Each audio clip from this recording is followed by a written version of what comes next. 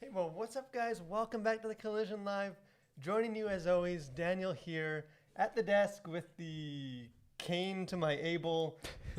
Maybe, maybe not, but Samuel David Camp. How you doing? Good to be here. Yeah, maybe we should maybe pre-approve these Yeah, maybe these analogies, these comparisons that might, you. might go back to the drawing board for that one. But again, another interesting week. A lot of stuff going on.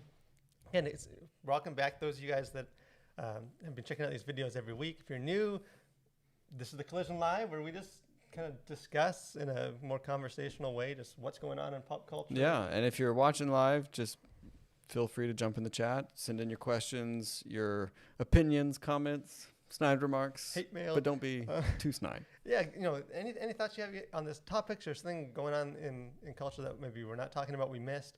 Again, we'll either address that as you post it, or else we'll circle back and have a discussion on that. But yeah, we just lots goes on, and as the church, as Christians, how do we engage with this? How do we kind of navigate it? How do we contribute to it? How do we kind of critique it? And we just sort of get into it. But there's a couple things. Again, there were some. Maybe we'll get to it at the end. Some more kind of controversies like there always are.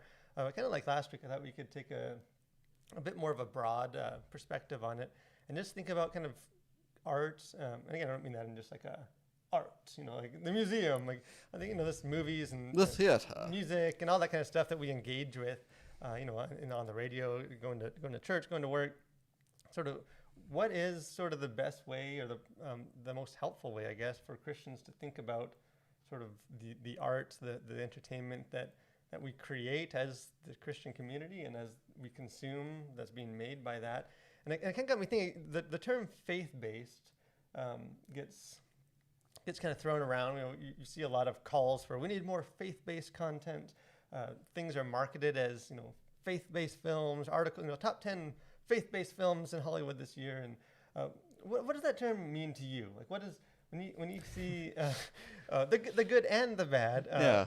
what is there? Is that a helpful term? Yeah, it's helpful, I guess you could say. When I see that a movie is faith-based, I generally equate that with a cheesy, poorly acted version of something. Perhaps that's harsh, but that's typically the reality. If it's being marketed as faith-based, it's typically a subpar of whatever version of that was like not faith-based. And then I also think it's just sort of a kind of a bad label for things, because like faith, so other movies that deal with faith of some variety that aren't like rooted in like a gospel, like explicit message at the end, aren't faith-based. Like, so I don't know. I feel like it's also just a poor label to sort of categorize. The church made this. Yeah, in a way for the church, though, and I think I don't know. Yeah, and I think, and again, there's exceptions to that. I know, like Steph Curry, Golden State Warriors basketball player. Like, he has like a production company. I think that was in charge of. I think the first film they did was Breakthrough, came out last year, about the kid that falls through the ice and kind of dealing with some of that. So again, they're not always just kind of shoestring budget. But I think you touched on a couple of things that are important. And I think, we've talked about in other weeks too, like, words and the way we think about things matters, because it Right. does kind of influence the way our expectations, what we get from it. I think on the one hand, the term, it's a marketing tool. Right. The reason it exists is for creators to make it aware for people that are looking for that. Right. Well, there's an industry for that. Like, there's a market for faith-based things, and as long as there's a market for that, there will be content to meet that demand. And so, as long as there's people who are looking for like, oh, I need a faith-based alternative, then there will be faith-based alternatives. Yeah, and I think in some ways it kind of actually reminds me of like how Sunday school became kind of lame and outdated. Like, Yeah. so nowadays, it's, you don't go to Sunday school. You come for family Bible hour Or life group. life groups or life pods, or there's your family group. Your morning try. There's all these names and things that, you know, it's the same thing. It's just, you know, trying to, and that's kind of what I think faith-based is. It's Christian art, Christian movies. It just had too kind of strictly religious and kind of, you know, it just wasn't as modern sounding as like faith-based. That's a little more broad. And Yeah. so again, you know, I think they've tried to kind of to get around some of the misconceptions about, you know, you're going to see a Christian movie.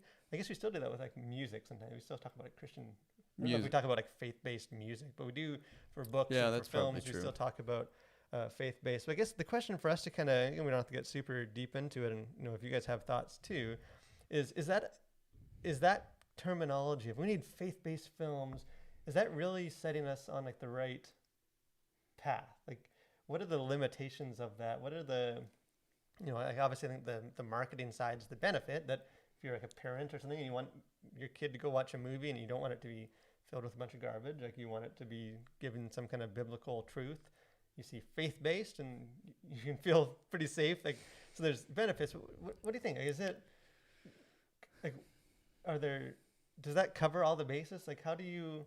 Well, no. And again, I think it goes back to like, so what is it for? And I think we kind of touched on this last week with like music. Like there's like worship music that's played in a church, in a corporate setting, but then there's like also music that has Christian undertones that is just good music, you know. And so I think it's the same with like movies, I guess, we're kind of zeroing in on movies, but there are, you know, there is a place for, you know, perhaps faith-based movies within the church, but then I don't know, I feel like outside of that, then it just sort of like limits the breadth of like the type of movie that you can produce. And it's like, so what, I mean, if you're making it to make, and we talked about this some last week, I think, but if we're making it to make churchgoers feel better, maybe faith-based is the right word, but if you're like wanting to make art that has like Christian underpinnings, but it's more accessible to a broader audience, then maybe it's not faith-based. Like you shouldn't label it as faith-based if you're wanting it to gain popularity or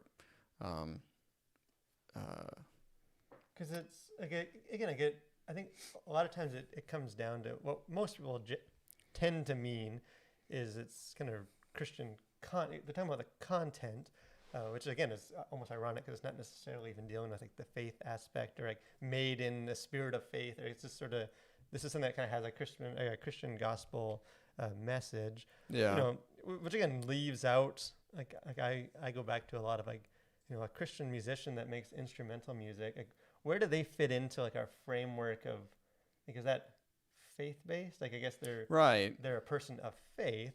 Well, and there's lots of artists who are Christians who make art that aren't like, you know, you wouldn't call them faith-based artists. You know, like it's just like, well, they're, you know, it's a great artist who happens to be a Christian, and yeah, so it kind of goes back to like the I don't know if people still talk like this. You know, growing up, they used to like these big popular like crossover bands. They'd be like, we're not a Christian band, we're Christians in a band. Like, what does that even? Yeah, it's like, what does that even mean? Like, you know, Christians, like, can you separate? And I think that, you know, again, I get why they're saying that, but I think it kind of goes down to the issue with some of this way of thinking about, like, you know, faith-based. The fact that there's sort of this expectation that as Christians we got to make a certain kind of art, and it's faith-based, and that we should only experience a certain kind of art, and that art is what we would call faith-based.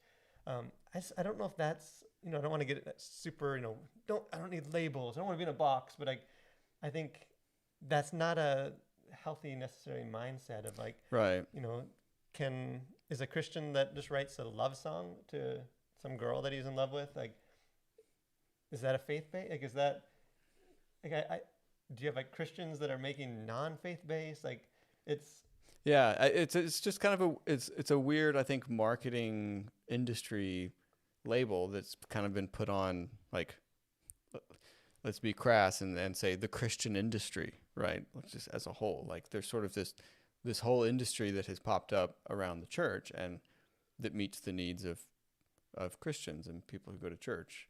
And so there's like, they've got to label it something so that make sure that the right marketing and, you know, the money gets made in the right places. And so I think, but what's happened, I think a lot of people have internalized that. And so it's like, well, if it's not faith-based, like I don't want to waste my time on it, but it's like, there's a lot of stuff outside of the faith-based that it would be good to participate in and be a part of.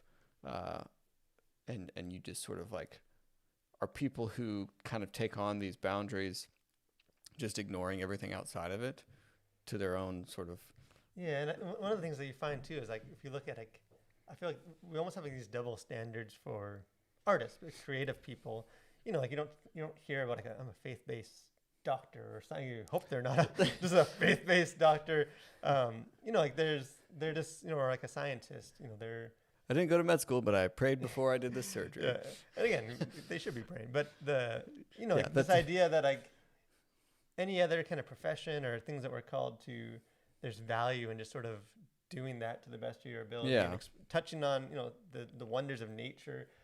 You know, like a faith-based chef. Like, you know, we don't expect chefs to like cut their steak into like a cross. And, I make Christian food. Yeah, you know, you got 12 French fries. Those are the 12 tribes of Israel. Like, you don't expect that. Yeah. But for artists, I mean, there's sort of this notion that like, their only realm where they can explore or play is strictly religious, you know, material. Like, it has to deal with conversion or just even just faith itself. Like, characters have to be on their journey of faith, and rather than just, hey, this is someone that was. This is an interesting story that I want to write. It's a romance. This is like a you know, medieval, you know, it's a mystery. It's, you know, the detective didn't become a Christian, but this is a cool, captivating story. And again, I think, you know, there's obviously we could go super into it, but yeah. But it's just, I think it's helpful sometimes. Some of these words get so like ingrained in like the way we approach culture, the way, you know, like I've spoken as a creative writer. I've been at some writers conferences, and you always kind of hear like these younger writers talking. I just don't know what my message is. Like, I don't know what my, almost is like, I don't have the faith-based component. Like, I've got a really good story, yeah, but I don't know how to box it into the faith-based space. Yeah, and I think part of sort of helping kind of Christianity, you know, and Christians make great art and, you know, contribute to the culture, this creative culture, I think is sort of unchaining them a bit. You know, not that they shouldn't ever make, you know, a lot of the best art ever made is super religious and function in cathedrals. But I think it's important to think through that. Hey, maybe we shouldn't necessarily be thinking about, like, we just need faith-based content. Like, yeah, what's better ways that we can. So again, if you guys think we're crazy, think we're wrong, go ahead and send those, and Sam will get back to you at some point. Kind of another thing, more topical. Again, I don't necessarily. I almost feel like we were obligated to talk about this. The Golden Globes happened. Watch the Golden Globes. I didn't even know they happened until the day after. Yeah, the day after. And going by the by the numbers, neither did probably any of you guys watching this live stream. So what's pulled the Golden Globes again? These are one on the parade of Hollywood award shows. You know, almost every month there's an award show from some other body of voters that are celebrating the same people. So last year, there were 18 million Americans watched the Golden Globes. I believe last year too was like the Ricky. Like was it Ricky Gervais who did the? Yeah, so it got some buzz because he just torched them, which is like still the smallest audience they've had in a long time. This year there were 5.4 million people in America, which is again, it's just the headlines and some of the people kind of putting this thing on it. It's a complete nightmare for them. Like, it's people are just completely checked out. They probably should have canceled that this year, to be honest. Yeah, you know, out of all the things that are cancel culture is canceling, we should. Well, and I read a piece too that just talked about how, like, it's just super untransparent, just the whole voting system, and it's really just kind of a sham to just like pump up whatever shows like the industry wants to pump up, and it's not at all a respectable award. And that's what I was going to ask, is why, like, nobody cares about, like, it's almost like, well, your studio paid the most money to the national what is it, the foreign It's like the foreign press that does the National Association of Foreign Press or whatever that does the award shows. Like it's super kind of murky, and it's like they brought him on set, in a nice hotel to give him exposure, and right. Because again, the Golden Globes, the other night was a disaster, but like award shows in general have been tanking, like all across the board. Obviously, if you're like in the running for these awards, you care about them, but it seems like less and less people outside of that do. Why is that? Is there anything we can, like, trends going on, anything that we can, sort of like the mindset of the country that we don't care? Like, obviously COVID made it different. They're all on like Zoom and stuff, and there's a bunch of technicals. So again, maybe it's a unique case, but like, what is it about sort of these award shows today that people just don't? I just think they seem more and more out of touch, I think, is a big part of it. Like, they just don't seem to really just be in touch with what's happening in the world. And so I think they just have become less and less relevant, I think, to most viewers. Yeah, and I think I don't know why that is it that they've become out of touch and so they've become less relevant, or is it that they've become less relevant and so they're more out of touch? Like, I don't know which came first necessarily, but because it almost seems like that these award shows, particularly, I think it's true across all, like, the music award shows too, but specifically like movies, it's almost like they become less and less about film. Like there's all these kind of narratives, about representation or, different controversies or different movements or activism and things that, obviously it's become, even like last year's show, like even Hollywood itself can recognize sometimes, like, it's this sort of, it's like political speeches from the stage. Yeah. There's very little to do with the fact that, Soul won Best Animated Picture. And I don't know, I think for me, like, maybe it's just a unique case. Maybe there's nothing we can learn from this, but it just seems like it's a reminder that, like, for most of like the country, films and stuff are just films. Like, they don't, the average person doesn't necessarily care with that, this film made headlines because they had some very strict, people from different representations behind camera, like numbers, and they were supporting this thing, this movement on the press tour. Like, they don't care. Like, they just, it's about the film. And I think. Well, and I think part of it is you could maybe say that a lot of these award shows have just sort of abandoned the celebration of the art that's been made in the past year, and it's more about, like, how can we sort of boost our numbers and let everyone else know how on top of things we are socially and politically, and it's less about the art that's been made, it seems, at least. And I think part of it too is art has been super, like, democratized, right? So, like, with all the streaming services and stuff, TV shows are not reliant on NBC, ABC to, like, become a great hit, or Fox or wherever else they go.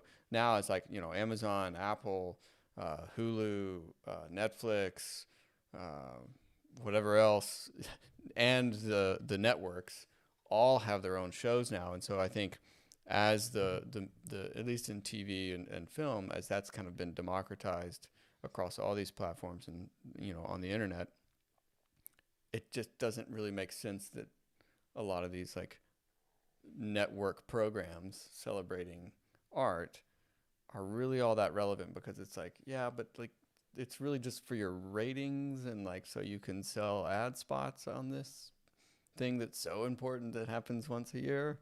Yeah, and I think it's sort of like the veil has kind of come off of that a little bit, and people are just like, well, and then the fact that it's just not that interesting. Yeah, it's like I think it was like 3.5 hour broadcast of people just don't care. And I think for me, kind of like as a Christian, I think what it's a reminder of, it's sort of the important life lesson that Twitter is not real life. And I think some of the discussions, like, it just seems in the last couple of years about, like, film and the arts and stuff are so dominated by the stuff that's not film or art. Like, it's about all the movements and what the actresses and actors are saying from the stage, or this, all this sort of preaching stuff that goes on, like the political stuff that, like, the reality is, like, in just having conversations and stuff, most people don't care about that. Yeah.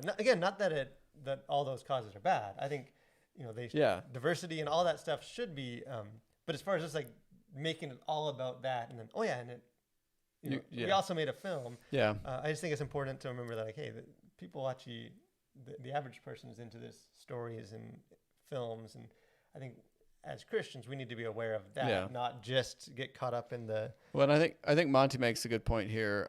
The draw of award shows used to be that you get to see and hear from actors and directors kind of outside of their celebrity role, but now thanks to social media, like, we don't really need like a once a year award show for us to hear from. if we want to hear from actors and celebrities and directors outside of their roles, and even like I would put podcasts in that category as well, because you can hear great conversations with super interesting celebrities or actors or directors of photography, producers on down the line, and it's a way better medium and way more interesting to hear like a long form conversation with some of these people than like a 2-second like thank you speech from the stage. And so like, yeah, I think Monty, you're right. We can like, hear their political speeches on Twitter now without having to wait for them to win. Yeah. But yeah, I think that's right. I think we're so accessible now. Again, we touch back on the first thing we're talking about. Monty says to evidence of this problem. Again, he's talking about the faith-based, that being restricted to a certain kind of narrow thing. As with Lecrae, he gets blasted when he doesn't talk about God or faith. Again, Lecrae is like one of the biggest kind of like rappers. He's an awesome guy. He's out there all the time, very strong in his faith. And he does. Anytime, like, and I remember, I can't remember the band was, maybe 1,000 Foot Crutch. You remember that band? Yeah. Good old kind of early. They're still around, but I know like some of their songs and stuff. Every time they like release the first song off a new album that wasn't about just, it was like about, rocking at the rock show, there's just tons of like comments and stuff like, hey, are you guys still a Christian band? Like, are you still did you abandon your faith? Yeah, you're not singing about and I think it's an unfair thing. We do like all of us do stuff every day that's not specifically it's cooking, making a sandwich or something, like going for a walk, like we all do that, but it's sort of this mindset that like, but if you're an artist, like, no, you have to be like it has to in be, the box. Yeah, it has to be leading all the time. It has to be kind of a worship song, which again I think there's way more to it than that. But again, let us know for both those, and if you guys did watch the Golden Globes, let us know what we missed. I know there always are, like Chadwick Boseman, his wife or his sister, I think his wife, like accepted an award that he won and kind of gave a speech for him, which I saw. So there are those moments that I think are important for sort of the industry and stuff. Yeah. It's just there's a few of those scattered beneath a mountain of 3 hours of stuff that just no one cares about. This week at the Collision, a lot of stuff kind of exciting in the works. Yeah. The biggest one behind the scenes. Yeah, behind the scenes. We have a new website coming, which we're excited about. It's sort of revamping, kind of updating a lot. We've been growing a lot at the Collision. Yeah. We're sort of taking a bit of a step back to get everything up to snuff. So we're excited. That will be coming out sooner than you might think. So again, a lot sooner than the podcast. Yeah, a lot sooner than the fabled mythical podcast, which again is coming at some point. Yeah. Cultural observation. Any crazy weird like technology stories or things that you have? Like week? Robot dogs with paintball guns. It's hard to top when that. I know. That's like peak. It's all going to be way less interesting from there. I don't know. A couple of things come to mind. One, just the again, sort of there's always controversies around like books bannings, and we talked about this some with the Dr. Seuss and some of those books. So it's a interesting time to be alive, and there's a lot of I would say political capital that tends towards one direction, and I think a lot of companies are just kind of making hay while that's still the case, and whatever they can make money and do whatever they want to, I suppose. But it does just seem that a lot of people are angry with books that have been published in the past, and that's sort of a slippery slope. I think we're really in just the middle of this conversation, wrestling with like, how do we think about the past? Like, obviously terms change, mindsets change, things that were acceptable back then change from what's acceptable, and again, like we've seen with like films or in like TV shows and stuff, like Disney Plus is, we talked about like with the Muppets and stuff, like they can kind of put a disclaimer in the front, which again, whatever, we can get into that some other time. But like books, how do you do that? Again, Dr. Seuss has had 6 books, which again, I don't know if it's necessarily cancel culture because it's the creator, not obviously the not estate, Dr. Seuss, but the estate that's choosing not to do this, obviously through pressure, through whatever else. So I don't know if it's necessarily just they canceled Dr. Seuss too. It's a more complicated discussion. But again, all these sort of come back to like at a certain point, anything that wasn't created in the last 10 years, is gonna. And you could look at like 5 years ago, even it's just this constant updating of your morals, or just of your worldview that is somehow like it's like a revolving door of intolerance. I think that sort of keeps shortening up its life. It's like, well, that no that used to be, but no, not anymore. That was last year. And again, I think I think like I said, it is important to these are usually more complicated issues, like sort of the caveat like with Dr. Seuss, these books, they're for kids. I feel like the general consensus for a lot of people is just, hey, they're just Dr. Seuss. Like I grew up with it. Kids these days can get but I think if there were like a kid's book that came out that real popular that was like just really showing a terrible depiction of God or the church and stuff, like I think a lot of Christians would be like, hey, it's not fair for kids to be exposed to this. Like we would probably have an issue with that too. Yeah. So I think it is, people are usually more mad that they want to cancel things, but they don't want to be canceled. I think how do we wrestle with these? I think some of these depictions in the book probably are problematic. Dr. Seuss wasn't a saint-like character. If you kind of read Dr. Seuss was problematic in his own right. You don't write those sort of books if you're just a normal human. But again, so I think we're not going to get into that topic every week just because we could and we get over it. But again, dig deep into it. Go beyond just sort of a blasting kind of fire brimstone tweet or something about it, and really kind of look into like go look at these books, see if we need to have this conversation. But anything else for us anything crazy that? Well, I watched this documentary on Billie Eilish, which kind of seems probably like a weird thing for me to do, but I was super fascinated because I stumbled upon her music a few years ago. And it was just, I love these sort of documentaries that kind of go like behind the scenes of, stardom and somebody's life sort of outside of the limelight. And I just think I thought it was a really fascinating look at really a pop icon of the next generation and what she's singing about, the type of music she's making, along with her brother Phineas, who's just a brilliant producer. I don't know. It was on Apple TV. I thought it was really interesting. Like, again, I don't agree with all of her music, but some of it's really catchy and well done. And I think it's also just an interesting look into sort of the psyche of the next generation. Like, I think she's like 18 now, like super young. Like, I think she was like 16 or 17 when her album came out like a couple of years ago. Yeah, because she hasn't really been on the scene for that long. No, and so like just an explosion, and I don't know. I always find that just kind of fascinating, and she's doing it in a way that a lot of young female pop stars aren't doing it. Yeah, which is I think something that sets her apart from. Yeah, I think perhaps. I know my wife watched that the other day as well. But I think it's something that always fascinates me is so why this person in the whole country, there's millions and millions of singers and artists. Like, is she necessarily just the most talented, the best? These are the best songs of anyone. Like, usually there is sort of this. There is something about the personality and stuff that connects. With people, and I think it's as Christians, just as people, I get fascinated by why this person, why this song, and not all these millions of others. What is it that draws us? So. So maybe check this out. What is it on Apple TV? Yeah, Apple TV. So is it like a short, little feature?